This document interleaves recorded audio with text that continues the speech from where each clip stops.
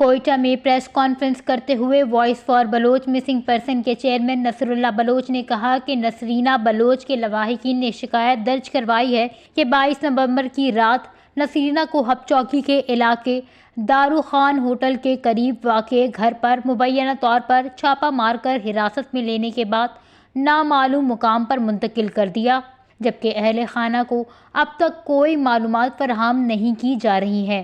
انہوں نے مزید بتایا کہ اس سے قبل 29 مئی کو بلوچستان یونیورسٹی کی طلبہ مہاجبین کو سول اسپتال کوئٹہ سے حراست میں لے کر جبری طور پر لاپتہ کیا گیا۔ 6 ماہ گزرنے کے باوجود مہاجبین کو کسی عدالت میں پیش نہیں کیا گیا اور نہ ہی ان کے بارے میں کوئی تفصیل ان کے اہل خانہ کو مہیا کی گئی ہے۔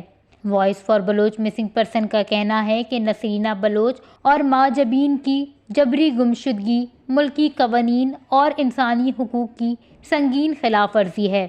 تنظیم نے دونوں بچیوں کی فوری بازیابی کا مطالبہ کرتے ہوئے اعلان کیا ہے کہ بازیابی نہ ہونے کی صورت میں احتجاجی لاہ عمل اختیار کیا جائے گا۔